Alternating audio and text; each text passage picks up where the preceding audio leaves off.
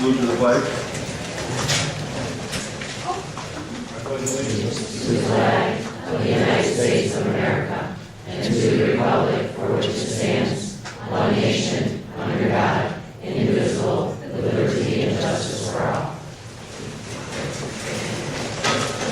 Thank you. Before we begin tonight's meeting, I just wanted to comment on the cancellation of the last board meeting.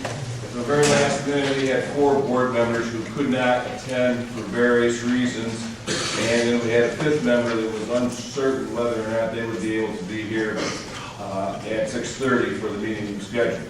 Looking at the agenda, I felt that the 2 presentations we had were significant enough that the whole board, or as many people on the board as possible, should hear those presentations. And the other items on the agenda were things that we could postpone until this meeting. So if it created an inconvenience for anybody, I apologize, but that's exactly what happened before the last meeting, regularly scheduled meeting. So moving on, I'm looking for a motion to approve the agenda for tonight's meeting. Mr. Farrington, second. Mrs. Wood. All in favor? Anybody opposed? Thank you. First thing on the agenda now is superintendent's report. Mr. Menard? Yes, I've got quite a few things to report today. First of all, congratulations to Lindsay Good, Central Square Middle School, and the other 6th grade reading teachers. They applied and received a Dollar General Literacy Grant. They received $3,000 to purchase materials for the learners. Congratulations.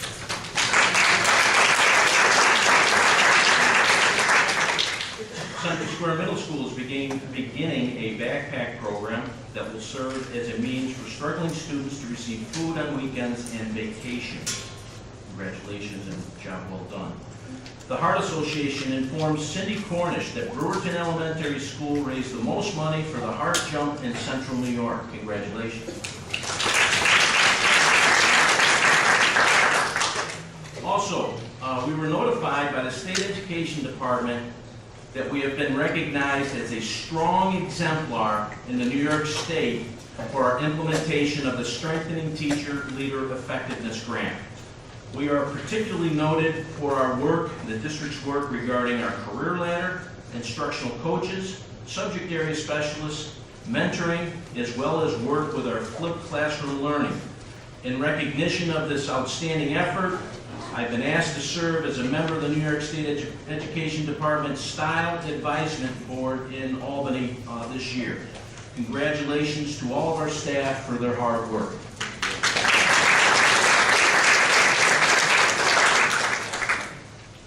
At our last Board of Education meeting, there was a request for the total amount regarding the cost of consolidation as well as total savings. We are compiling that information, and this will be part of an upcoming budget presentation. In tonight's presentation by Patricia Serio, Coordinator, Safety and Risk Management from the Center for Instruction, Technology and Innovation, the board will hear the results of the air quality testing as well as address concerns with rodent activity. I would like to remind the board that the Department of Health, the Department of Labor have visited AA Cole. The district requested that the Department of Labor Public Employee Safety and Health Bureau conduct an industrial hygiene consultation for our building. I would also like to state that we have requested that Mr. Carl Thurno, Director of Facilities Planning at New York State Department of Education, visit AA Cole to give an assessment, and he has agreed to do so. Mr. Paul Brissett, Director of Facilities, holds a New York State DEC Commercial Pesticide Applicator certification in the structural and rodent category. He is required to take classes to maintain this certification, which he has had for many years. In his investigation, he did not see an infestation of mice. What he has seen is evidence that mice have been there at one point. It should also be noted that many traps have been set every night, and we have not caught a mouse since September 15th, which are a good indication that we have resolved the concerns. There is also concern with a pipe that is located behind Cole. This pipe is a drain pipe from our sand-filtered septic system. In order to operate such a system, you must have a DEC permit, which we do possess. The system is a chlorinated system, which is tested every day, and Also, according to the permit, this pipe must be accessible. This is the reason we maintain that area. As always, if anyone has any questions, please contact my office. The health and safety of our students and staff is always paramount. Thank you.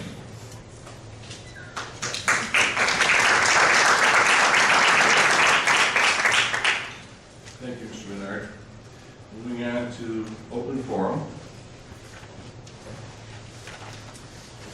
The Board of Education has set aside this time as an opportunity for the community to address the board. To allow for public participation, a period not to exceed 30 minutes shall be set aside during the first part of each board meeting. Presentation should be as brief as possible. The board will not permit in public session discussion involving individual district personnel or students. Comments should be related to school matters and be limited to 2 minutes, please. First person to speak tonight is going to be Christine Tancredi. I hope I pronounced that correctly. Tancredi. And remarks regarding health of kids working in mouse excrement. Good evening. I'm here tonight to discuss the concerns that parents may hold have for their children's health and safety. Concerns that continue to be minimized by the district administration. Specifically, Mr. Menard and Mr. Rosette, when reporting to the state and other agencies with jurisdiction over schools. The information you provide is calculated and misleading. As parents, we have the right to know what is happening in our schools, and creating a fear-based environment that prevents those who know firsthand what's going on to report when we put their children at risk. So when will you be informing the parents of the children who have parents that have children in first grade and kindergarten, that even though the memo that you sent home and you just stated that there was no mouse activity, that this past week their children have been working in mouse excrement on their work surfaces. You can look at some pictures if you'd like to, as recent as Wednesday and Friday of this week. It's on their books, their papers, their toys, their crayons, and sitting on tables in front of them. Our most vulnerable children that have developing immune systems, who touch their faces, their eyes, and put everything that you know in their mouth. That when the lights were changed to remove the visible feces, proper measures were not taken to prevent that feces from falling over the surfaces below. And despite stating these rooms were cleaned thoroughly 3 times, on 2 separate days this week, I noted 4 classrooms with excrement scattered around various areas. Not in the limited area Mr. Rosette likes to report. And if the furniture was relocated, as stated, how did it get all over the rooms and all over the surfaces of these children's work tools? Where is this excrement coming from? We're done being patronized while the health of our children and teachers weighs in the balance. If you're certain that there is no problem, then you can take a walk right now and pull down the tile or 2 and ceilings around the building. AAPL deserves better. The blatant disregard for health is unacceptable. And don't even get me started about the mold. Parents and community members, please take note. For those that think they know, the naysayers, you need to get your facts straight and stop distracting your cause. Board of Education members, I sent you an email. You have to ask some questions to see what's going on here. Enough is enough. Can I ask you where those pictures, who took the pictures? I took those pictures, and I should be concerned. But on what day did you take those I took pictures? pictures on Wednesday, Lori, and Friday of this week. I also took pictures the night of our open house when I noticed that the ceilings in the 4 classrooms down the hall here were stained with dry urine and feces. And insulation was coming through the gaps in the ceiling. I also have those pictures. They are not here tonight. Shortly after that, we had them changed out. Also, the inspector that came from the Department of Health only has jurisdiction over the kitchen. Nobody's been in the classrooms. And it's not in Mr. Peter Moll's report either that he ever stepped foot in any of the classrooms. So I think for a health standpoint, these people need to know that their children are exposed to God knows what in those rooms for their safety and health. I want to ask you too about the mold problem. How many children have actually been out sick with upper respiratory infections that you think are due to the mold? Well, My son was sick the entire year last year, and his doctor strongly believed that it's because of the mold that is associated with this school. He was not sick all summer long. It's kind of strange, and he hasn't been sick since he's been to Hastings. I have, to be honest, this is what I have parents, many of you are contacting me. I'm a nurse practitioner, I know what I'm talking about. We would love to have a compilation of the nurses' reports, if anybody would like to show them. We can't show yours. But there are kids that are being treated, their medical management is fine until just coming to the school. It's not about, I know everybody wants to say it's about Cleveland versus Cole. It's not. It's about, we have a whole family now, and we want to take care of it. There's something in this building that smells. It can smell when you're walking in, whether it's mold from water draining or mold feces, the feces on the road that's around. Let's do something about it. Well, I think we've already done most of that, but I'll ask the other. Well, we are going to have a report tonight from the safety and health inspector. Safety health inspector, when were they here? This is Friday of last week. Friday, picking up kids, there are species in the 4 rooms. And I had a little bit here. So, pardon? What 4 rooms for that? The 4 rooms down this area. They're probably the only classrooms that I've seen that have the lights that are receiving right now where you can actually see the species. So what's happening in the rest of the building? Most of them have the lights that are not, they're hanging down off the ceiling. And was this reported to Mr. Smolny or Mr. Menard? It was reported to Mr. Sloan. Thank you. Our next speaker is Mr. Jeff Reed, Health and Safety.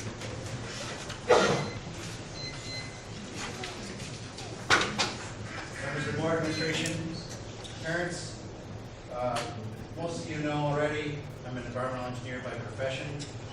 I write similar reports to the ones that the district has had conducted here. And I also do investigations. And words like limited investigation and specifically stating that only the gym, hallway, cafeteria, and crawl space entrance were reviewed for a mold report doesn't sound like a lot of the places you'd expect to see that. Those words are used for legal reasons because they weren't given full access for a complete, thorough, detailed investigation, which is what should have been done to address these kind of complaints. It's a good step, but all it is a CYA. I think we need a CYB. It's clean the building.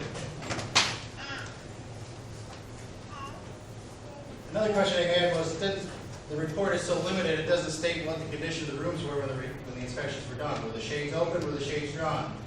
For instance, the shade behind Ms. Taylor there. There's no issues in that window right there.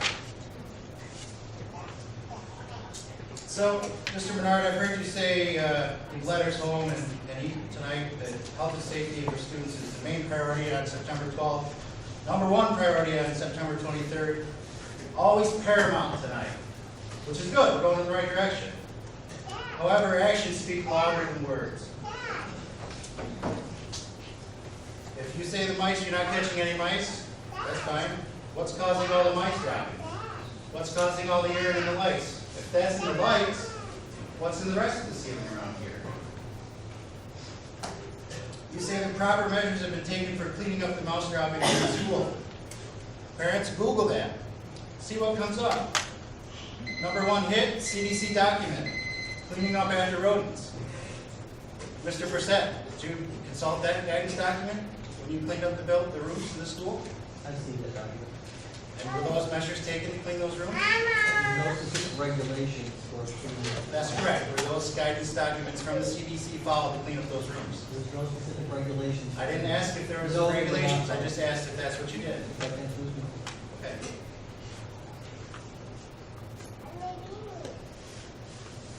We're not crazy disgruntled legal parents. We're parents at a school that's sick. And if crazy is what it takes to be concerned about the health and safety of the children at the school, then the rest of you need to go a little crazy. Our staff, our teachers, and most of all our kids, my kids, deserve better. Clean rooms and clean supplies that are not covered in feces and breathing air that's not filled with mold shouldn't have to be an expectation that I have to come talk to people about. Thank you.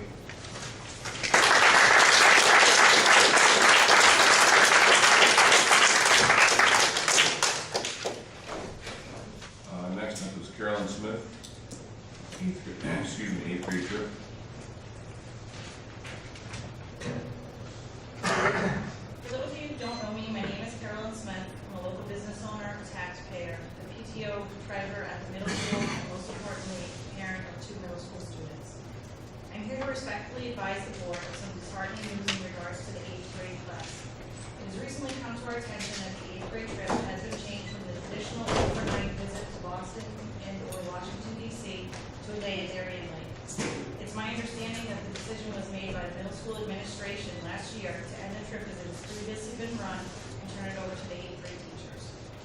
With great respect for both the administration and the teachers, I, along with many other parents, feel that perhaps the decision was made in haste without consulting any of the parents or students in which it affects. There have been many rumors as to why the decision was made. However, the most persistent have been its high cost and low turnout. Before a final decision and approval is made on this trip for this year, I would like the opportunity for the middle school PTO to sit down with the teachers and administration as well as other 8th grade parents so we can try to work together to continue this great educational tradition.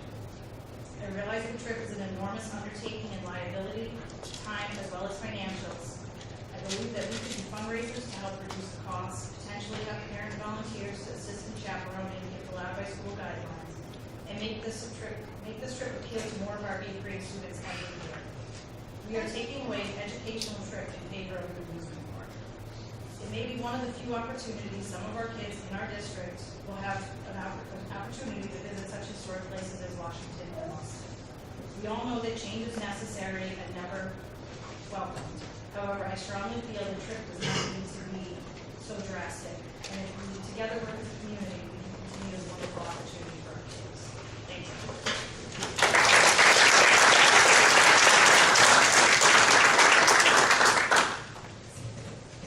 That concludes open forum. Is there any board forum tonight? Okay, I just have a couple things.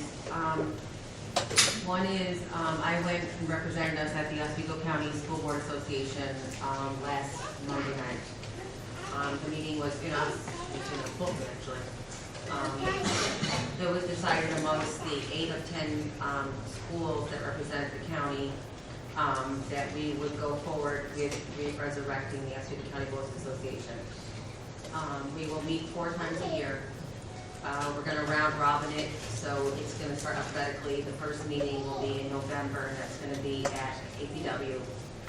The second meeting will obviously be at Central Square, just by the way that goes. When we have the meetings here, we would encourage our board members to attend so that you can, it's really, we decided it's going to be more, in the past it's been more of a legislative type of committee, but we think what it's really going to be more about is what's impacting the county specifically, and we're all kind of struggling with the, not only just lack of funding, but we're struggling with more security, more technology, just things that are impacting us, consolidation, decline in enrollment, lots of that happening, not just at our school district, and a lot of schools are struggling with what they're going to do, and they've got some big things coming up in the next year as well. So no dues. There's already a fund established. There'll be no dues for 2015, and the dues when it comes up to 2016 is always been based on our WADA. So unfortunately, Dick and I are both not happy about that, but that's how it goes. And we were thinking more because BOCES and the School Board Association does so much with legislative and training, like the physical training, the child abuse training. Those kind of things, it made more sense for us if we wanted any kind of legislative type of thing, like the 10 of us to actually go meet with Senator Ritchie in her office instead of having legislative breakfast that we've had in the past. Forcing the conversation and forcing on board that these are our needs, and more of a grassroots collaborative effort that this is what's impacting all of us. So that's kind of some of the things that are coming down the pipe that we're going to be involved in. Did I miss anything? Those dates set. The dates are not set yet. The only date that's set is there's 10 representatives that have to set up the kind of the agenda that's going forward to the 4 meetings. So I think the first one's going to be the first part of November, is the first meeting's going to be. But it'll probably not be on a Monday because that wasn't really work for everybody. I was amazed at how many people have their board meetings on Thursdays, the 5th Tuesday of the month. It's all over the place. So we got to kind of find a day that's going to work for everybody that's on their schedule. And that was it. And the other thing I wanted to, I emailed you guys all about the 8th grade trip because I too, there's some things that I think that, that we've had to do, and it's almost a rite of passage, and, and I know how much my son enjoyed doing it. I know the kids have been through it. And like, I think, Ms. Smith said that, you know, for some kids, they may never get to Washington DC. I know that seems like a 6-hour drive was a big deal, they get to Philly, a 4-hour drive. But there are some kids that won't get there. And I just think that there's no comparison between, I don't need a parent to have an exhibit at Darien Lake. There's no comparison between going to Darien Lake and going to a historical site. There's just not. So with that said, the other thing I wanted to, Sarah, can you give us an update on your commission roundtable meeting? Because I haven't heard how that went, I was just curious to know. I went on some very nice speech to a roundtable hosted by the State School Board Association, and it was an hour and a half with the commissioner for 25 board members, and the topics were APR and just the state testing results, and basically, you know, one point of concern is that, you know, in the high 90s, pretty much everywhere, on average, teachers are effective or highly effective in their ratings, and then the state test scores are averaging, you know, quite low, and so there's a discrepancy there, and I think they're trying to reconcile, you know, why that is, and what is not effective, because obviously it's not national. So that was the bulk of the conversation. There's also some concern shared about special needs students and how they have difficult times in testing and how accommodations aren't allowed. And there was one in particular, a board member that was a special needs teacher who knew her students would have done better if she could have maybe read the questions for them, those kinds of things. So a lot of concern, I think, about the APR and I guess how can we make it relevant and if it needs to be added up.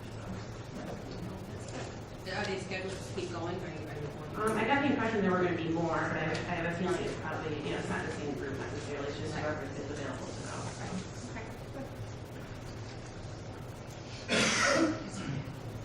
Anybody else? I was just gonna report that I attended the, I don't know, screw this up, school statewide, same thing, statewide school consortium, presentation. I went to the BOCES in Newark about 3 or 4 weeks ago. And it's put on by Rick Timms, and many of us here have heard Rick Timms speak before. And but the two main topics that day, the first one was the elimination of the gap elimination adjustment, and you know, he went through all the data to support how important it is that we all do our best to lobby to get rid of the GEA. But the second part of the presentation had to do with changing the formula for the distribution of foundation aid, state aid, because the way it's set up right now, you know, it needs to be changed to make it fair, especially for schools who are, you know, lower wealth. And the data, a lot of the data we have, if you've done any of these presentations, we've seen the data before, and it's changed a little bit, but not that much.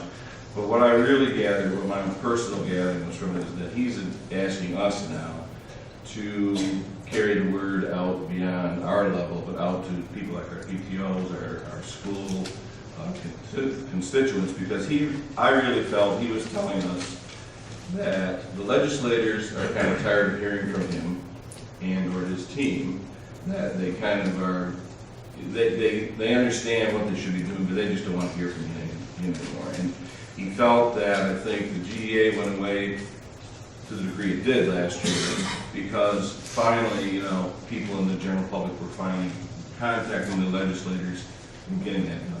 And so I felt personally, I don't know if Joe and Maureen felt the same way because they went to his presentation a couple of days earlier, if you felt the same way, but I felt he was asking us to find a way to get our constituents to be contacting legislators because I felt he was saying that people will respond to those people more than they will to just us as a school board. So we might want to entertain a way to start carrying the message out to the public and trying to get them to carry the message, you know, whether it starts with our PTO leaders or some other groups within the district. But I just thought I'd share that, and I think it's important because, you know, even if the GEA were to go away, it's going to be only a temporary fix, at least in my opinion, and the data pretty much supports that. So it's something I think that we should consider looking at. I would agree there. exactly the point that was getting across, and that was the first part of the two-part presentation. I would just, the people here, the concerns you raised tonight, we will do further investigation into that and see if we can't remedy the situation that appears to be here at this building. Anybody else have? Were we successful in getting that presentation that the young lady from Albany spoke about?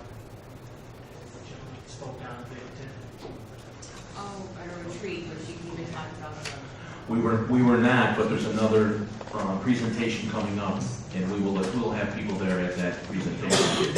Yes. Yeah, you know, can you give us the date so that we can get back to your office? Yeah. So we can- I'll send an email out. So the same presentation. Exactly, exactly.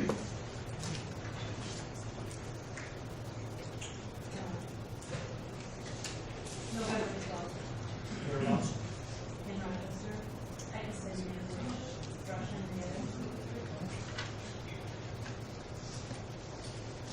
Also, as long as we're talking about dates, you all probably got the email about the mandatory training we all have to take now regarding abused children. October 30th is when School Boards Association is putting that on at 6:30 to 8:30 at Baldwinsville High School in your auditorium. Are there makeup dates for that? I have to check with well, unless they know. Not that I'm aware of, but I will look into that. There's supposed to be more information coming out about that because there hasn't been a registration that I've seen anyways. It's just says more information to follow, but hold that date.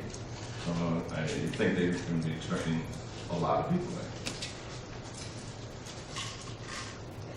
Okay, thank you all. Moving on to the next item on the agenda, reports to the Board of Education. First up tonight, we'd like to introduce Mr. Mike Smolnik, President. Excuse me. In a few years, maybe. But right now, principal for a Cole Elementary School. Thank you. Thank you, Mr. Cripps. Welcome to AA Cole, to the Board of Education, District Administration, staff, parents, community members, and some students, both current and present, or future, excuse me, I see in the back there.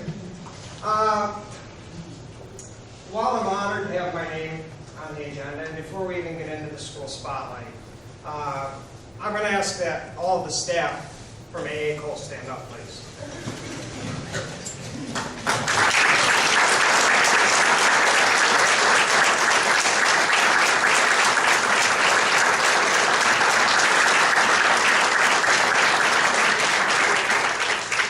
Now, I don't ask them to stand. No, you can remain standing, please. Remain standing. You're not out there.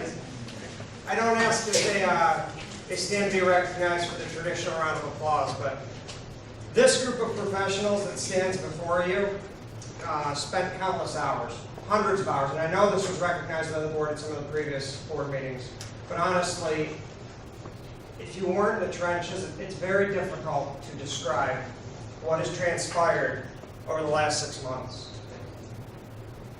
If it wasn't for this group of professionals right here putting hundreds, literally hundreds of hours of their own time away from their spouses, their families, things that they enjoy doing, be it in the evening, over the summer, over the weekend, we wouldn't be nearly in the place that we are right now.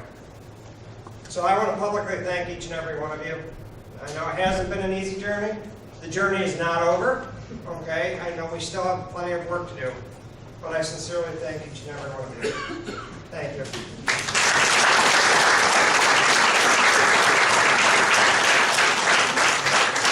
Now, those individuals who are going to be assisting with tonight's school showcase, could you please come forward? Oh, that's not it? That is not the school showcase. No. What we did, I had asked the teachers to get together. I sent out my Friday memo, a request for them to put together some pictures of some of the things that we've done from August until as recently as, I think, today. Well, actually, I'm not sure today's project's pictures made it in there. We'll say August of last week. I decided to put together a little PowerPoint showing them, asking the representatives who stand behind me to sort of describe what's going on. So first up is going to be Mrs. Amy Albanese, who is the administrative intern here at AA Cole, and she's going to speak briefly to the back-to-school barbecue that we had. Let me find her remote here. In August. So in August, we were able to invite the community and parents and staff to come together for this family barbecue, which was very well attended. You can see in some of the pictures.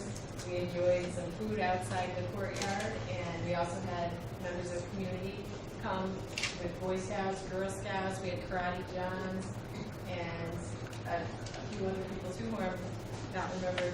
But we were able to bring them in. They were able to have children sign up for different activities.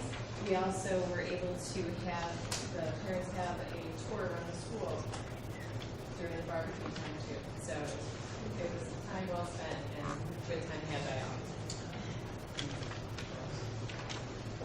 This is a project that we did a couple weeks ago for kindergarten. I'm speaking for the whole kindergarten team. One of our favorite books at the beginning of the year is Chicka Chicka Boom Boom, to introduce some letter recognition and some rhyming. So we read it individually in classes. We got all the 3 classes together in here. The kids watched the video from YouTube of the story, a little movie, and then we made an edible coconut tree. So the kids had to predict and figure out, like, what do you think you're going to use the crackers for? You know, what are we going to use, what part of the coconut tree are the whoppers going to be, the apple slices? So they predicted and talked with each other, and then they had to follow the directions to make it. They did a very, very good job.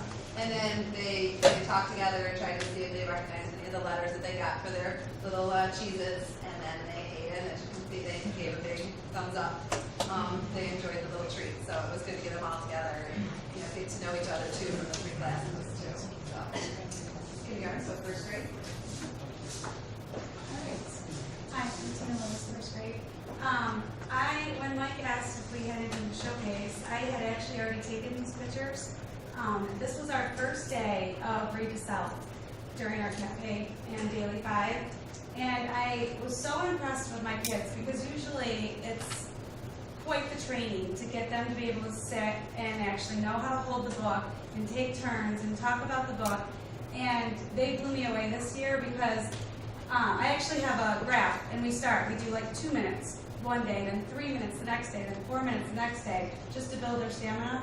And they literally sat for 11 minutes straight just reading. Nobody got distracted, nobody had to go to the bathroom, nobody got up and walked around. It was wonderful. So I know that's just like one little picture of this, but if you could have seen the first day of Read to Self and 11 minutes of them engaged in reading and talking about the book, it was just, I had to send it to Mike and say, I have to showcase this. It was amazing and stuff.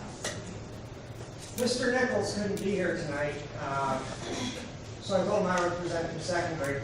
I walked by the courtyard, and we have the chalkboard mounted in our courtyard. We've also got, courtesy of Dave Bartholomew's son, who did it as the Eagle Scout project. In addition to the picnic tables you see in the pictures, we've got some convertible desks and park benches out there. That's not the point. The point is, I see Mr. Nichols out in the courtyard taping the walls. That's masking tape that you see on the walls, and I'm trying to figure out, what is Brian doing here? So, I got a great measurement activity going on. And anybody who knows Mr. Nichols knows his passion for teaching. So naturally, he told me it was also a great opportunity for me to do an unannounced observation, which I did not do, but I asked him if I could come out and take some pictures. And you can see that he really got the kids engaged and was teaching the concept, or reinforcing the concept in a little different manner. He takes full advantage of the outdoors, as do many of our teachers. We are fortunate, again, to have the chalkboard out there. I'm looking at an outdoor whiteboard installed in the courtyard as well for our teachers. And I'm going to represent third grade as well. In these pictures, you see that they are involved in English language arts lessons, so that they are learning, listening, they're reading, and sharing information with each other about the different literature that they're reading. Hello, everyone. I'm Helen Bowman. I teach fourth grade. Since 2001, I have been very fortunate to have a classroom anyway. Somebody who worked very hard for the last for 13 years, 13 years. We've had classroom enrichment program with Chris Flaherty, who's the commander in the U.S. Navy. So on September 26th, visited our school. The kids previously made a banner with our, we have a volunteer who comes in, she was one of my former students, so she came back, she's now in college, she came back and helped the kids out, make a banner. And we also, for the second year, we now have a partner school in Brooker, Florida. So we were Skyping in that lower right-hand picture. So this was on September 26th when they kicked off our program. Hi, I'm Autumn Sutton. I teach fifth grade with two other colleagues, and this is the finished products from two of our Friday projects, which we just moved to my new projects. In the top, you will see that those are balloon racers. So we learned about friction for the week. We talked about, Newton's 3 laws and what that would do to those balloon racers, and so they had to take that into account when they were designing their balloon racers. They estimated how far, on average, they thought that they would go, and then the entire fifth grade went into the gym. We launched them, we measured them, and we took the accurate measurements, and then we gave a gift for a prize to the one that did the farthest run, the one that did the farthest average run out of the two, and then the one that got the closest to the estimation that they gave. In the lower two corners, you will see the project that we did with Momentum. So they had to use the supplies given, and their task was to create a maze that could hold a marble from the top of the paper to the very bottom of the paper down a ramp. And the goal was to go the slowest, not the fastest. So they use coin rolls, and they use pencils and silverware and things. They had to design it with their group, and then they had to actually put it to work and test it, and then make little things when it didn't work. And so this is the application part of all the stuff that we teach all week. And so this is them getting together as a whole fifth grade, not only learning these things and applying them, but actually learning how to deal with frustration, problem solve, and deal with communicating with their peers. I'm John Jeffries, physical education teacher here. What you see is cooperative games unit. The lesson you see here is the last lesson of the unit, and you see a lot of kids sitting, but if you look at the picture on the left, you see right on the left corner of the mat, you see a sweatshirt, a shoe, and if you look carefully throughout the gym, you'll see shoes. The one kid standing up on the mat is tying, he's giving a double Dutch rope, he's tying a sweatshirt and a shoe to it to make it longer. What this activity is the students are cognitively engaged. They're given a problem, they gotta get from one side of the gym to the other side of the gym. The only thing they have is a long double Dutch rope, a scooter, which is a boat, and they have knives, which you see kids standing on. And they gotta get their entire team from one side of the gym to the other side of the gym without touching the floor once. If they touch, they start over from the beginning. So not only, are they cognitively engaged, they're using their 21st century skills. They're collaborating with each other, critically thinking. They got to come up with a way to solve this problem. And there's no right or wrong way. It is the hardest lesson or activity. And the best thing about this unit and this lesson is you see the kids when they come in. Elementary kids have a hard time working with each other. By the time we get to this, I think it's our 5th class, you can actually see the kids starting to work with each other, talking to each other, listening to each other, coming up with ideas. This lesson, you might even see this lesson done at the high school, if you wanted to one of their cooperative games units. But out of 28 classes, I had one class this year actually solve the problem. And again, there's no right or wrong way, but they got to use their minds. They take their shoes off. The team that won, everyone on their team took their shoes off, pulled all their shoelaces out of their shoes, tied their shoelaces together, tied it to the rope, tied a shoe to the rope, so the rope basically went the whole way into the gym, where the kid had a scooter, pulled them all the way down. So they actually really creatively responded. They did all get their shoelaces back. Mr. Jeffers made sure of that. Now, Mr. Jeffers, do you do this with each of the, obviously you do this kind of thing with each of the grades, but obviously a little bit more, do you do a shorter distance for like kindergarten? Yeah, so I don't do it with kindergarten or 1st grade. Like what you see, they're on the mats. Yeah, the mats are like a third of the way. So the second graders, I call it a challenge game, and they just gotta get from the black line to the mat. And that takes all class. But, you know, I introduce more and more to the fifth graders. You know, I expect them to get, you know, most of their team across. Third It's graders. pretty critical thinking, I mean, it's Oh, awesome. it's great. It's really, really good. This is fifth grade, yes. Yeah. So as you can see in the fifth, there's the top picture. There's 3 students on the mat, and then we got 4 others that have already made it across. And I think they're helping one who's on the scooter of the boat right now. That's awesome. I'm Katie Fitzsimmons. I teach art here and at Hastings. The first month of school, for the month of September, students spent their time studying Mithila art, which is a style of art that comes from the region of Bihar, India. I had the pleasure of meeting a real Mithila artist back in February. She spoke no English, but it was a great experience, and I've been working with Syracuse University to develop this lesson in these units for the kids. So around the school, you'll see all their artwork hung up. Everybody's done but 5th grade. We made saris and dhanis, which are the clothing that they wear in India, and they really enjoyed getting really in-depth into the clothing making in 5th grade. The rest of the grade studied symbols. For example, the elephant in Mithila art means good luck. So we started off by having good luck for the whole school year, and the fish means that they'll be successful. So we did things that would represent a good positive way to start off the school year. And concluding our school showcase, we did something a little unique for homecoming weekend. On the Friday of the homecoming game, I worked, this is Albany's primarily, worked with Mr. Jeffries, who's one of the varsity football coaches, Mike Clonan, and Matt DiCarlo, the head football coach. And we invited the entire varsity team up here, and we hosted them before their homecoming game that Friday. We transported them up here. I met with the team in the gymnasium just prior to dispersing throughout the building.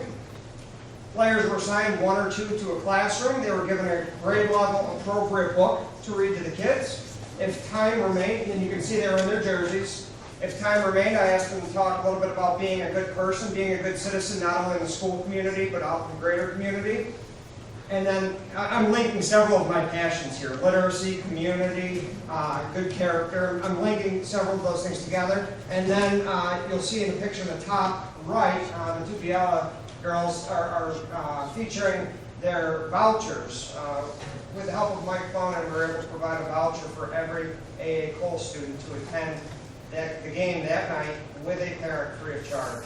So it was a great activity. I was glad to get the players up here. It made me miss coaching, but it was nice to have them up here, and I thank all the coaches and the staff who cooperated a great deal with it. So a great opportunity for them. And that concludes tonight's school showcase.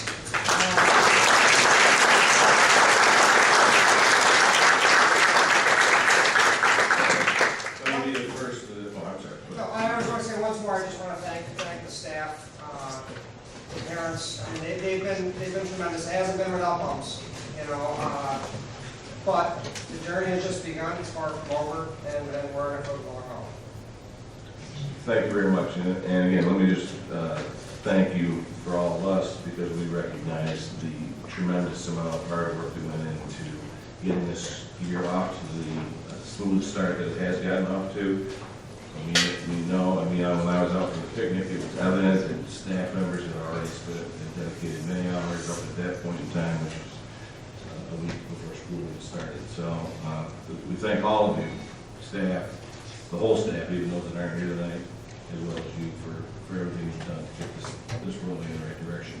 And I've also even had some positive feedback from parents that were at the house and whatever. They're very pleased with what's going on in the classrooms with the teams at grade levels. So thank you. Thank you. Yes, Mike.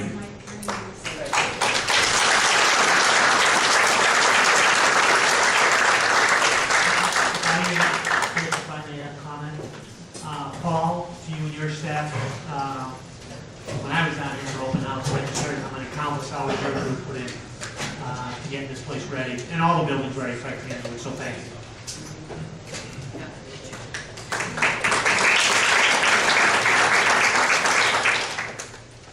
presentation is safety and risk management, and it's by Ms. Patricia Serio. She is the coordinator of safety and risk management from CITI, formerly BOCES. And I want to thank you for being able to reschedule and come tonight after we originally had you scheduled for September 23rd. Good evening, everyone. Just a little background about myself. I started out a while ago as a validation scientist over at Bristol Myers Squibb. We did a lot of experiments over there. Worked a lot with different types of materials and had to use this type of equipment before. I've also worked as an assistant safety coordinator at Jefferson Lewis BOCES. I've also been a safety coordinator at the United Upper Madison BOCES, senior health and safety specialist at the Star 3 BOCES, and this all led me to my position here as a safety coordinator. Throughout all these BOCES, I've been on numerous indoor air quality investigations.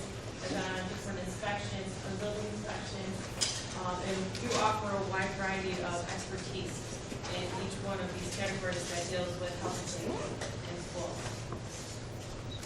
For the AE Cole investigation, the investigation began September 3rd. I got here at about 2 p.m., stayed here until about 4.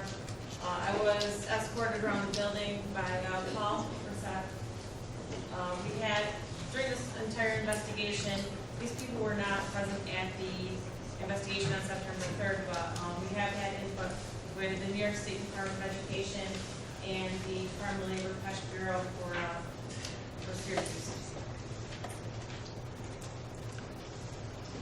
I also employed the use of Gelson Laboratories to be used in the analysis of any samples that are collected in this building. They are a local company. They're located in East Syracuse. They've been doing this for a very long time. So they're in their 43rd year. They've been AHA approved for a very long time. And they're very, very credible. And that's why I went with them. So the steps that I took during this investigation, I used 2 different devices. What we did is we looked at with those 2 different devices, we analyzed different sources. So we looked at the fungi, we looked at the pollens. I did a physical inspection of the areas. I looked for signs of water penetration, signs of water damage, signs of animal activity or breaching of the building for animal activity. The analysis report is that last part of that investigation that goes along with it. And that analysis was from those 2 devices that I talked about earlier, the Fluke air meter and the Gelson lab equipment that I used before. The report that I gave to the district was created on September 9th and given to the district on September 10th. These are the 2 items that I used. I used the Cephan Biopump, which is from Gelson Labs. I use this aerosol cassettes at a rate of 15 liters per minute. This device captures any airborne particles, so it's right in there. The Fluke air meter is the other device that I use, and this completes measures of carbon dioxide, carbon monoxide, relative humidity, and temperature.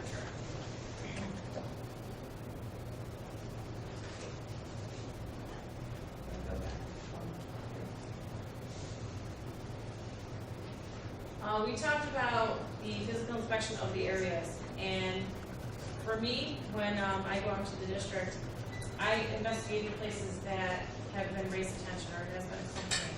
So those complaints were fielded in the cafeteria, the gymnasium, and meals. And those are the places that I did inspect. So that's where the scope is, this investigation was starting out with. The results from the Fluke air meter for carbon dioxide, as you can see, there really isn't a suggested recommended or suggested requirement for indoor levels, outdoor levels. They're just recommendations. And ASHRAE has levels that you should not exceed over 1,000 parts per million in occupied rooms. I can tell you that this is not a ceiling level, and really anything over 1,000 would be an odor that you would see or you would smell. It would be a comfort perception type thing. It's not anything that's risky, it's not anything that's detrimental to anyone's health. So as you can see with the readings that I had, I highlight outside because that is a big comparison as to everything that I test for during this indoor air quality investigation. In the cafeteria, I had a reading of 592, in here 598, the gymnasium 614, and 630. In the breakdown of the report that the district has, it does show that if windows were open, if doors were closed, everything out there. In this case, the doors were open on this side and closed on this side. The windows were not open. Carbon monoxide was also measured. This one, anything should not exceed 50 parts per million for a 1 hour time period. And you can see that it's all zeroed out for this measurement. Relative humidity was also measured, and really comfortability from 80% of the people that are in occupied buildings, they like to keep it at 30 to 60%. With your readings that you have here, the outside reading is 50, cafeteria 55.1, 54.1, gymnasium 57.1, and the other reading in the gymnasium was 57.1. So really it was in that comfortability standard, or that recommendation that's set by ASHRAE. Temperature, this one is a little bit different because this building is not air conditioned. It does have HVAC, and the HVAC is working. And that's very measurable to that carbon dioxide that was in this building and measured. If there was no HVAC working, those elevated levels, you would see those exhibit in the gymnasium and in the cafeteria. But they're very good levels and they're under 1,000. So back to temperature. Temperature was 83.3 outside. Cafeteria measured at 81.5, 82.4, gymnasium 79.7 for both. This is obviously due to not having air conditioning in the building, but at the same time there is airflow. Otherwise it would be much hotter in this building. From these samples that we got for the different spaces, this is the results that came from. This is the grand total count. For the outside value, we had 42,000 pounds. In the gymnasium, 2,100. The cafeteria, I took 2 samples at 2,600 and 2,500. When you're looking at these types of samples, there is no set limit as to how much mold can be in a building, how much fungi can be in a building. It really is just a parameter saying that we have to do a comparison, and that's why the outside comparison was taken, just to give you some idea of what we're dealing with.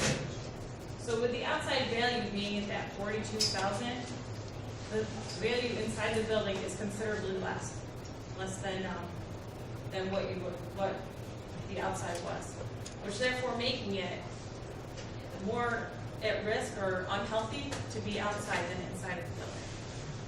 This is also reinforced by the types of asbestos, or not asbestos, sorry, I always talk about asbestos.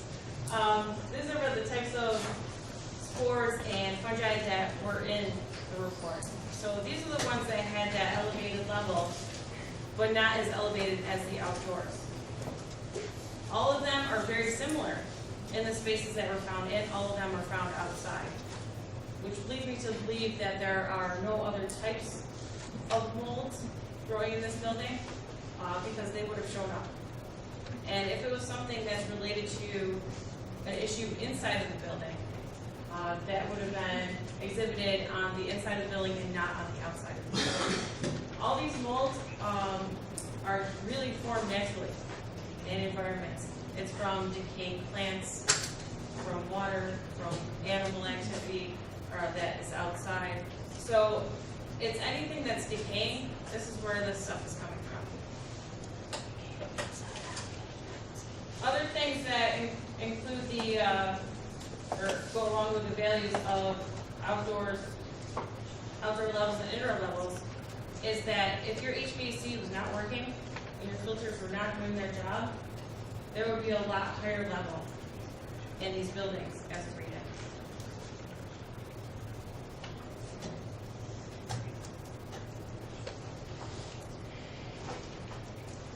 The physical inspection,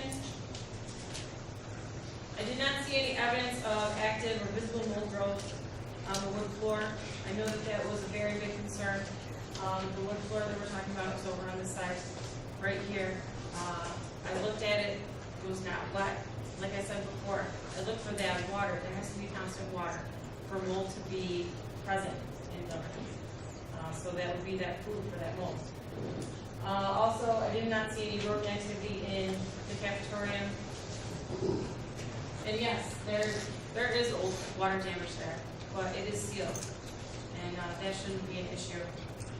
The gymnasium, I did not see any evidence of mold, old or new. I didn't see any evidence of water infiltration, any evidence of rodent activity. I did see evidence of static surface charge on the wall, and that is basically due to air movement from the registers. And what happens is neutralization and the electrons and the positrons and everything else going over that space, and it just basically stays there. The remediation for that would be just to make sure that that is clean and wiped and used annually.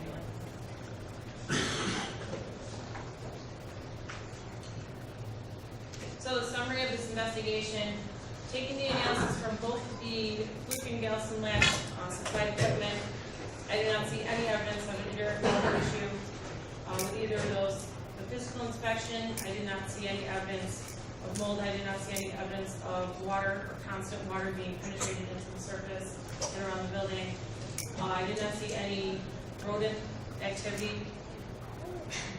I did send my report that was sent to the district to Carl Turnout to look at that.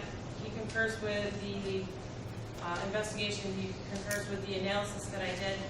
I also sent my report to Steve Moles from the Pest Bureau. He also agrees, and I actually have the email that he responded to. I reviewed your report as well as the air sampling data conducted at A.A. Cole Elementary School. I concur with your analysis of the results. The indication of poor indoor air quality was not present in the data. The mold sampling results do not indicate any evidence of bioamplification site in any of the analyzed spaces. Air samples inside the building were considered to be cleaner than the outside reference sample. There was no quantifiable levels of carbon dioxide measured. Carbon dioxide and relative humidity levels measured inside the spaces or within comfort levels recommended by ASHRAE. And that is a direct quote that I can provide for you. After I was here, there was a complaint about rodents in the building, 9/11. I know that it was related to the district and the Department of Health. Central Square, thank you for notifying me as well, so I did know about what was going on. The next order of business that happened was the Department of Health did come out with a call, and they did investigate the area. And Paul, if you could talk a little bit about that investigation. Yeah, the Department of Health covers 2 areas. They in the building, you walk in the kitchen, you got everything you need, whatever, everything.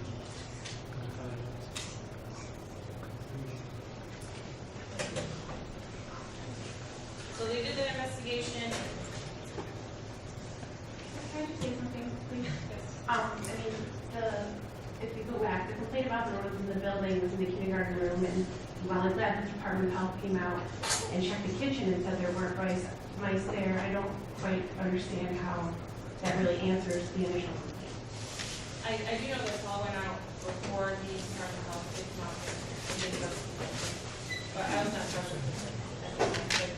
It just seems a little bit, I don't know, it doesn't seem like that really goes together, because it's not the same area. It seems like it's not new, but it just seems like there was a complaint in one area and another area was investigated, and it just don't seem to happen. This is up to our meeting with the teachers, we had a meeting with the teachers, and that's what they talked about, but we very well see, and that's what was investigated.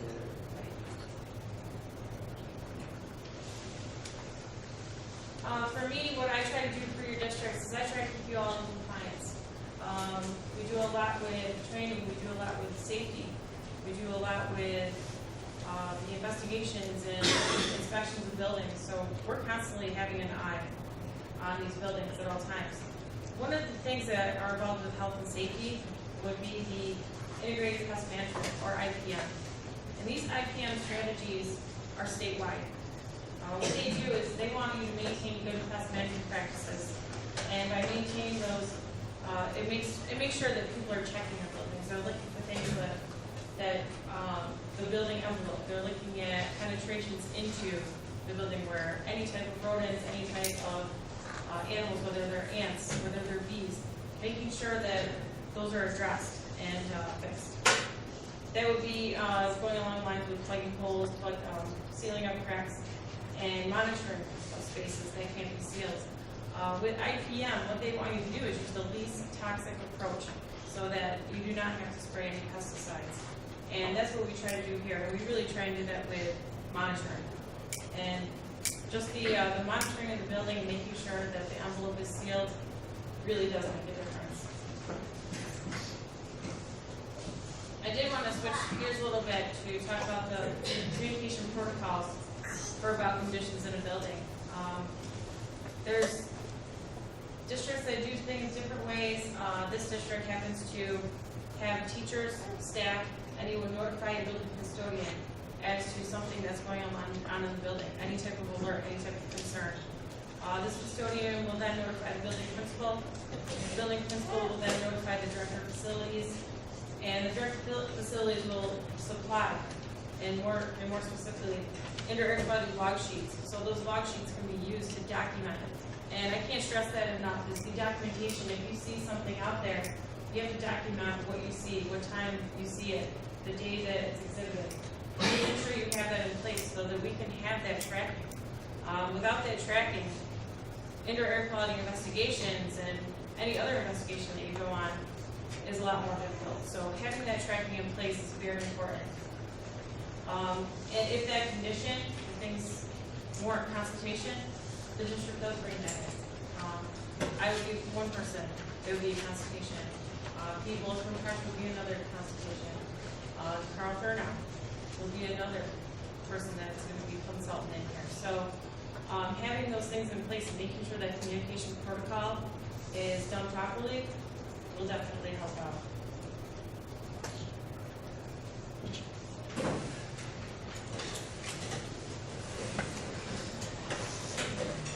Do people on the board have questions for Ms. Shirley?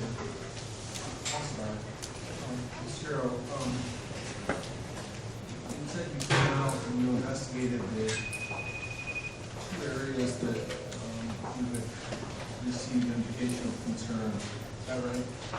So that was who gave you those areas of concern?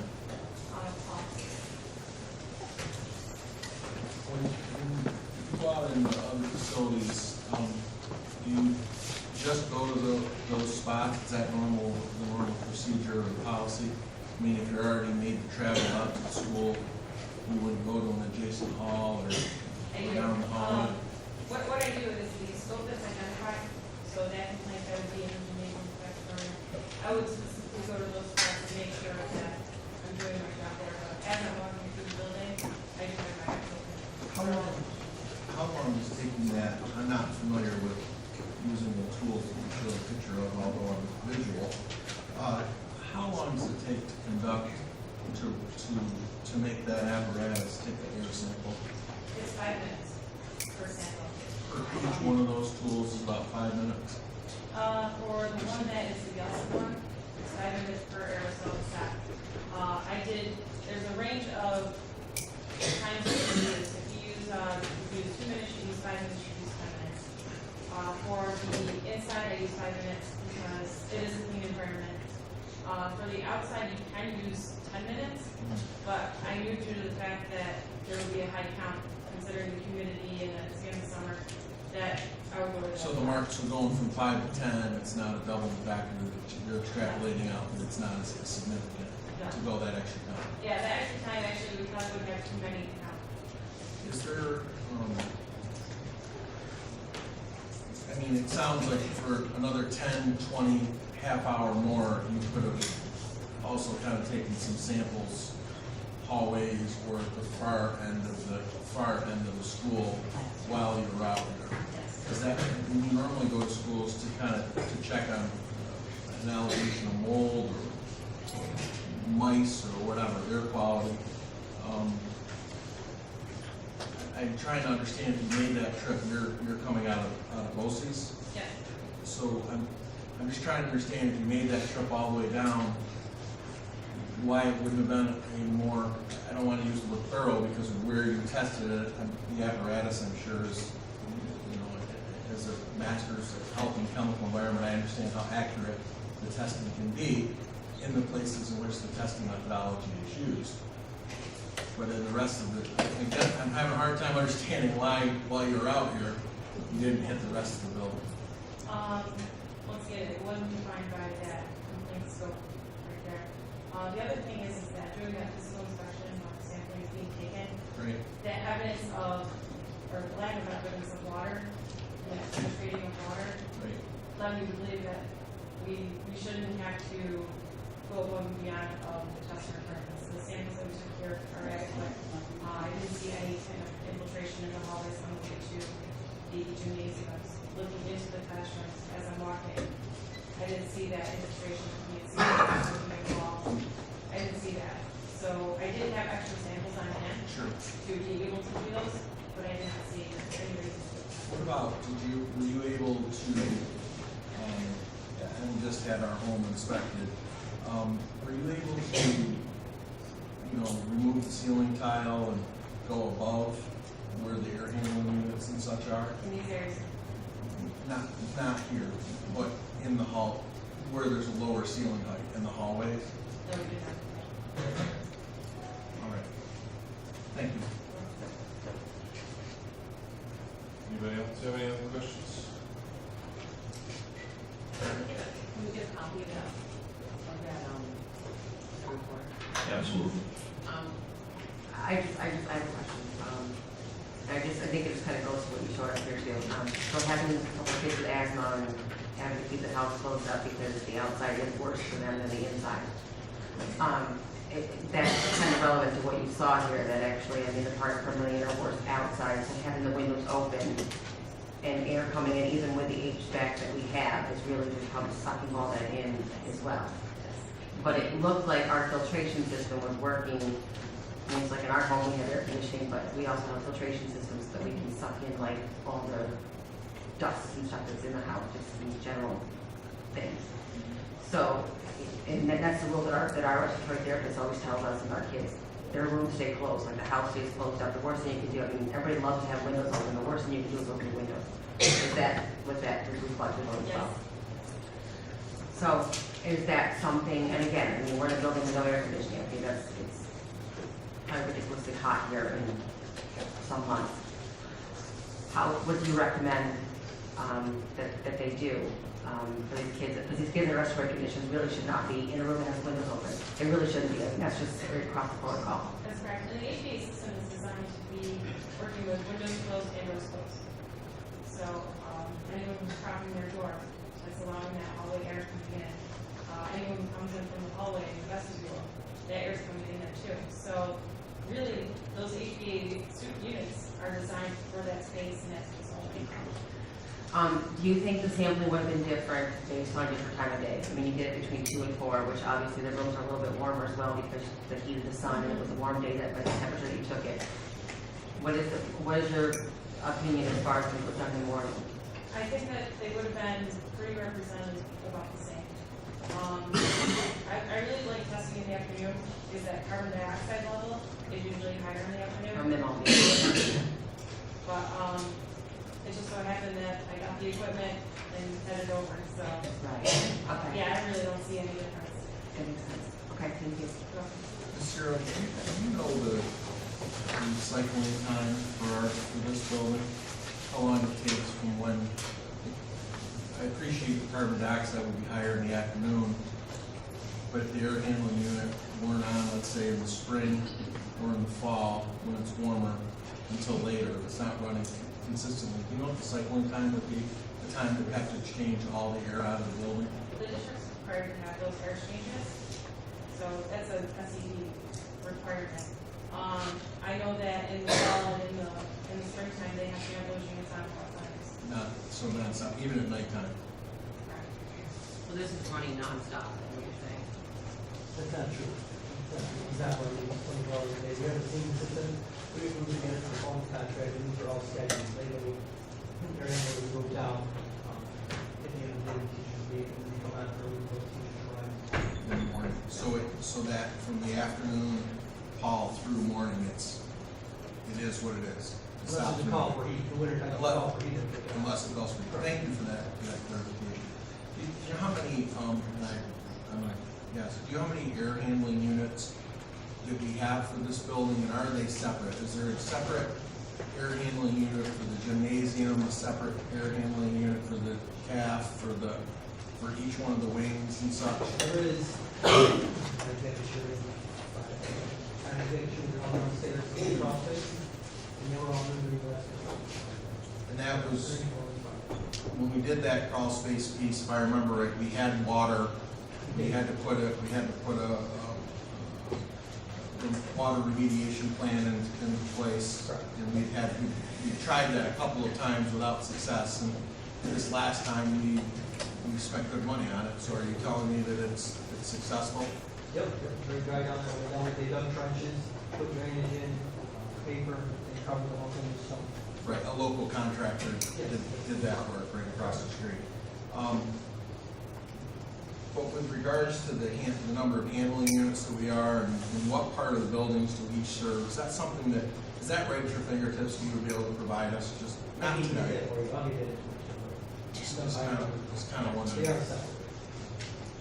So if I understand this correctly from, and again, I'm not like a biologist or anything, but if we take the test in the early morning, that would read differently if we didn't have the air handling units on throughout the entire time, potentially than what it would take at 2 o'clock when the building's been filled with children versus what the testing might look like when the building is absent children, but the units have been running. Yeah, there will be differences. There will be some fluctuations in that. Okay, thank you. Thanks, Paul. Did you also test the crawl space? Am I correct in understanding that the air No, quality? that's not on there. Did someone test the crawl space? Did Mr. Mold test the crawl space? The air quality was fine? No, What kind of test? According to the report, he's installing that, there were no surface testing. Okay, no air one quality. question, there you go, in the crawl space. It was dry, no mold. Just scientifically speaking, just to make this really a recap, we have tested the gym, we have tested the cafeteria with actual scientific methodology. We have not tested what would be, for layperson's terms, the attic, right, where our air handling units are, or have we tested the basement where we had known problems before? No, our air handling units are in the This recent test, we didn't test the basement. And we did not test above the ceiling tiles in any of the common space, in any of the space throughout the building. Thank you. Any more comments or questions? Thank you so much for coming and making the presentation to us, and again, thank you for rescheduling your time. Thank you, Kevin.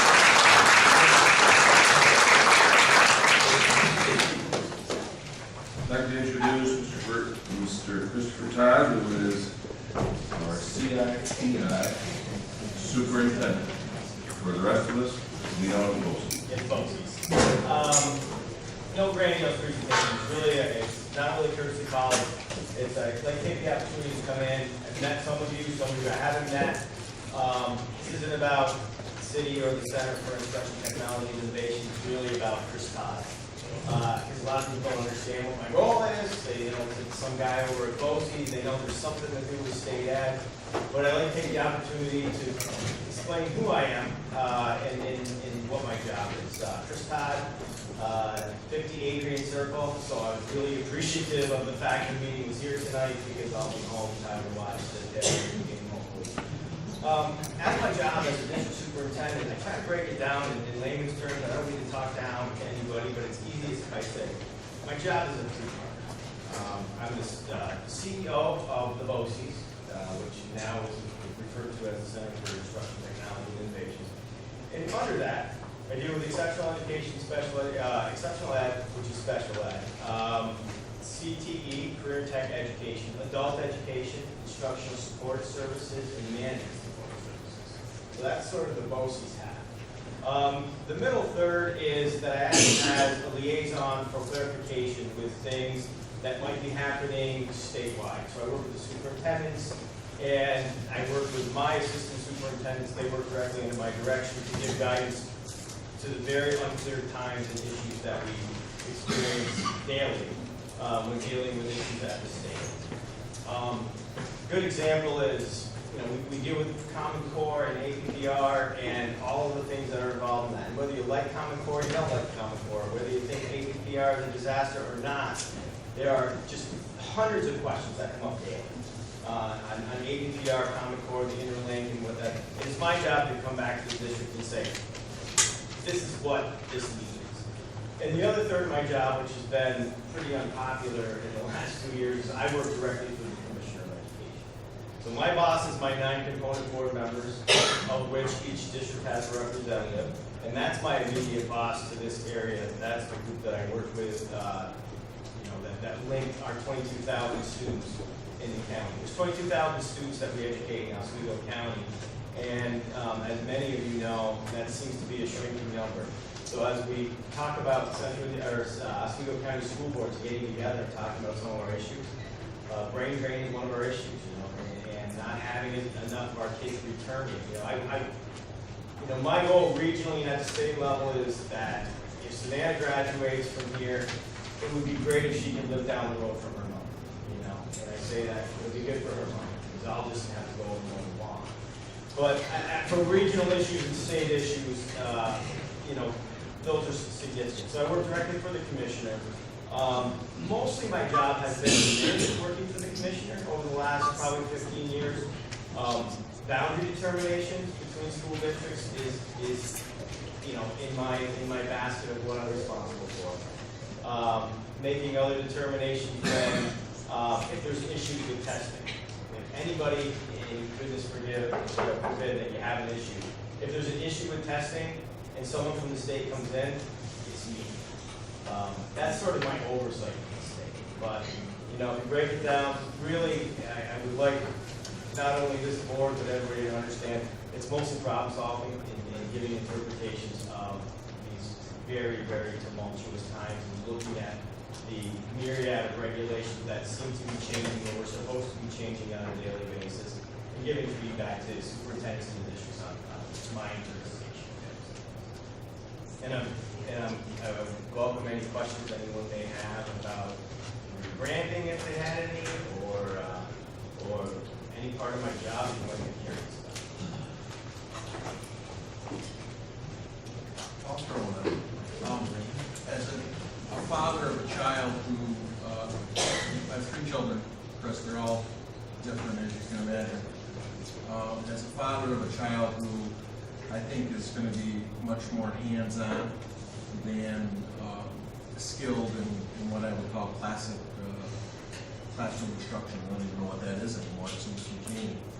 How do you foresee your group, City, the new rebranding, helping my son be career and college ready? Because we have looking at college career.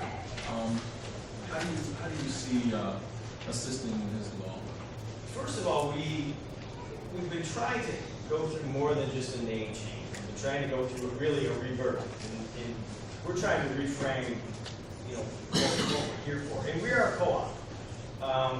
We've had a vendor mentality in the past where it was sort of like, this is what we offer, come and pay for it, thank you very much. And we're trying to break away from that because what we're seeing change.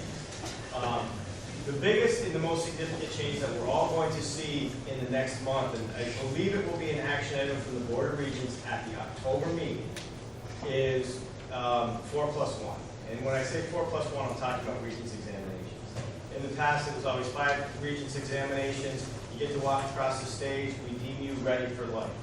Now they're looking at 4+1, which means students are going to be able to substitute one of those Regents exams for an industry standard exam that has rigor and relevance. So if a good example is this, if your child comes to City, BOCES, and he's going to be a computer programmer, and at the end of his senior year, he passes his Cisco certification and his A+ certification, he will be able to substitute one of those 2 exams for one of the 5 existing Regents exams where he may be BOCES successful. This is significant because this is the first time the Board of Regents has said, hey, there might be something else out there. And by the way, if a child goes through and they can pass a Cisco exam and an A+ exam, they will at 19 and 20 years old be making far, far more money than I ever dreamed about making at 19 or 20 years old. They'll be career. We have to do a better job being adaptable. We still, I believe that our welding program is absolutely fantastic. I believe heavy equipment is a good program, and it would be unaffordable by any one district to be able to buy an excavator and a backhoe and a dump truck. But we also have to be willing to shift. We've closed down some programs that were near and dear to some people's hearts, and we've shifted priorities in other programs. Horticulture was a program that was based primarily in floral arrangement, and as much as that had a place at one point, there's not a lot of jobs, and we saw a diminishing number of enrollees. So that space, we stopped offering that floral design, and that space has been turned into a STEM research lab, which is interesting. It still looks like a horticulture lab because we don't know it. Long story longer, we need to be adaptable and available for your child or mine. Chris, when do you see that 4+1 taking shape? For what year? I think we'll see for next year. If they act on it in October, I will be at the Board of Regents meeting in October, because that's my assigned time to go, and I kind of am excited about it because we're seeing a change in time. Then what they will do is it'll be reg. It'll give us startup time to be prepared for it next year. They have already named a blue ribbon commission panel to review career and technical examinations going forward. None of those people who review those exams will be wearing a suit or come from BOCES or in any position like mine. It's being headed by the president of Renault Community College. It's a 13-person panel, I believe. I could be lying about 13, but it's a reasonable number. It's not 30 people, and it's not 4. They're going to start looking at all the industry exams and seeing that they have rigor and relevance to our students' future endeavors. So we're going to go from 13 exams probably to about 30 within the next year. I have a couple questions. I want to have your attention to the 4+1 program, which I think is probably a great trend. There really hasn't been a big push, at least from my perspective, to get kids into the BOCES programs. It's been necessary for those kids that need the hands-on or the career ready. So you've got your high-performing academic kids who really aren't encouraged to do the BOCES program because they're going to be more successful in the classroom meetings, like what Scott's talking about. Which I think is really unfortunate because there's some kids that, whether they're college ready or not, should still have the exact same abilities if they want to do a hands-on technology program, or they want to do the computer science, if they want to go to cosmetology, whatever it might be. It shouldn't really depend on what your academic level is to what you should be able to do or not do. On that same token, you speak about your prior mentality being more vendor management, vendor mentality. So I actually had a big issue with this last year when the budget came up. And I was a big proponent of not accepting the BOCES budget because of the fact that where I come from in the vendor management world, bigger means you get more. Even in the cooperative world, bigger means you get more. To be perfectly honest with you, we get the same as everybody else. We are entitled to the same services. We just pay a little bit more because we can have more students that attend.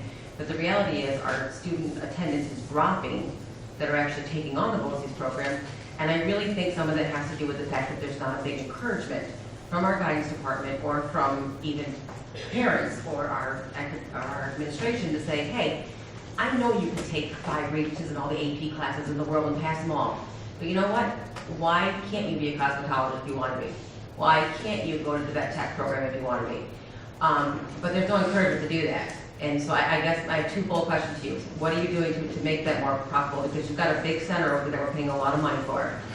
And I'm all about bigger means I get more. So I really want to hear what your thought is on that, because I'm really going to push that with this Osceola County Board Association too.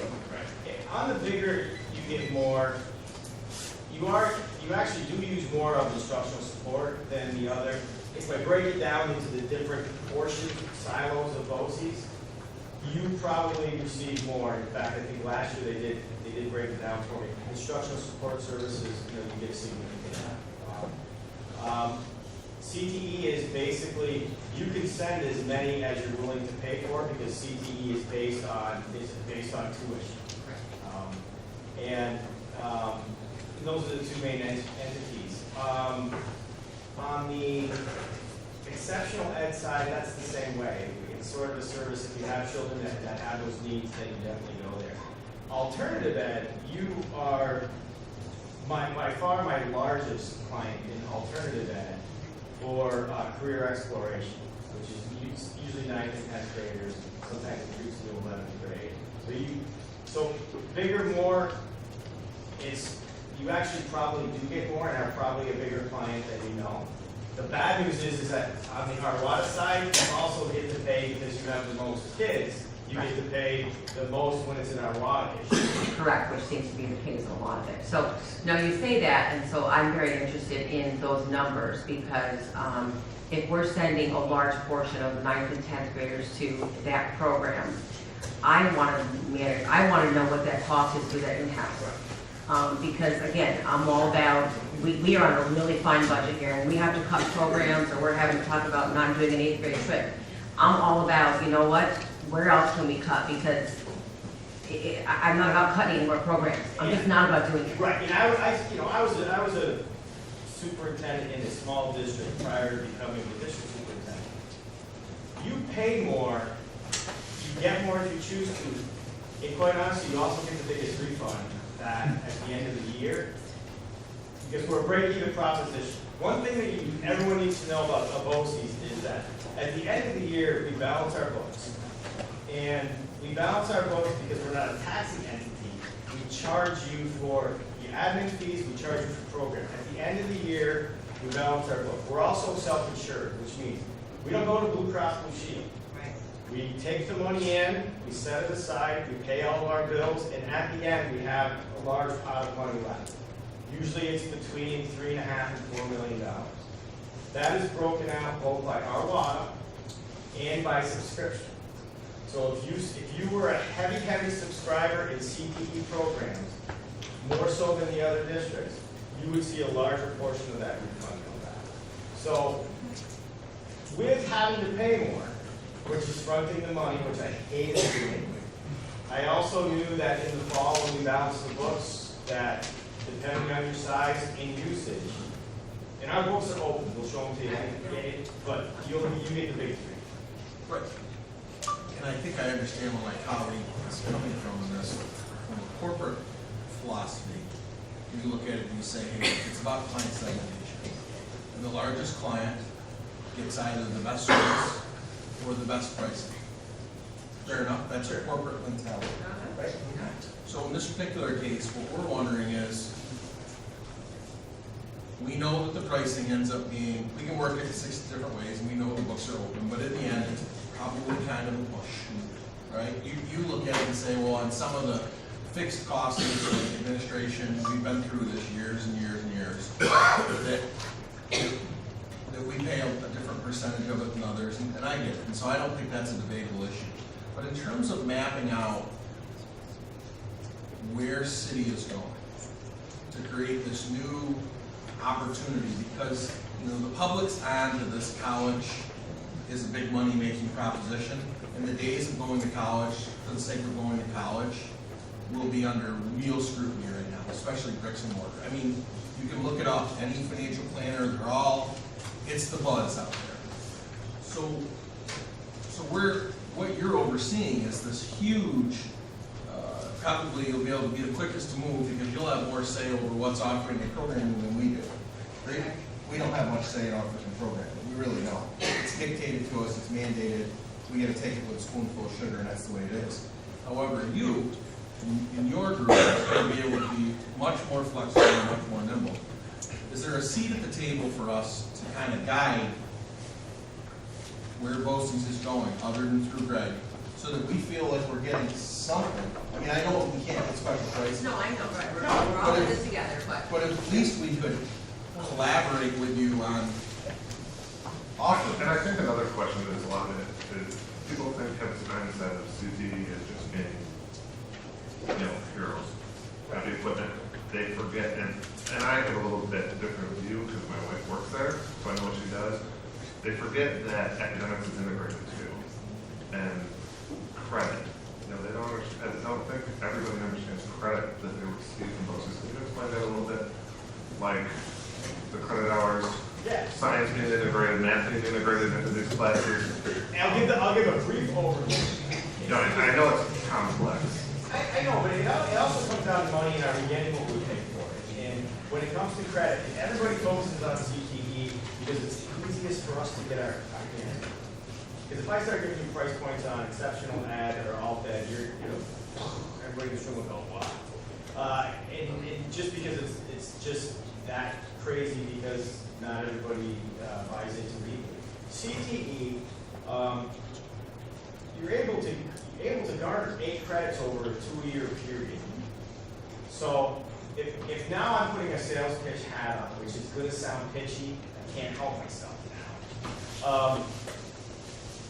If 8 credits can be accumulated virtually about 1/3 of the credits you need to graduate from high school, knowing that it's not as diverse as we do offer PE, we do offer science, we do offer English and mathematics and integrated credits. But if we're looking at it from a price point of how much it costs for a 2-year CTE program, and that is in the range of between $16,000 and $18,000, give or take, because I don't know what the refund will be. The reality of it is that that student that's going there is accumulating 1/3 of the credits over that time period for most districts. Not all, because we don't award credit. All credit is awarded locally. So if we were to look at it with an economy of scale, looking at it from that perspective, it don't sound pitchy. It's not used car sales because it's the facts. 1/3 of the credits that a student can accumulate during your senior year, over the whole high school, can be accumulated in 2 half-day sessions. I don't think it sounds pitchy at all. I think it, quite frankly, gives us an opportunity to allow our children to match up under a different form of differentiated instruction that is in better alignment with perhaps their learning style. I think that benefits everyone. So I for one, would like, another time, we'll ask Joe, I'd love to have us do a board workshop where we really start to dive into this with the experts in the room and really start putting pen to paper and have a better appreciation of this. Because it seems to me like we always come to the table after Joe's got a budget kind of mapped out with Maureen, you've got a budget mapped out with Greg and your board, and it seems like we're, by human nature, each looking to kind of deal with the ones we went to the dance with. And just, if we can be more collaborative on the front end before vote time, that's when we're going to do our best work. And I want to know more about the offerings, because if there are kids that match up, then we have an obligation to put those kids in those lines, in those line items, and push them to that box. I'm quite honest with you, I would tell every kid, you probably should go to BOCES for the 2 years, get your trade degree, and then go to a 2-year school and get your business degree. You'll be more successful than half people sitting in this room. And you know what? Truthfully, it's going to take a little bit of time. In my 2.5 years, we went from being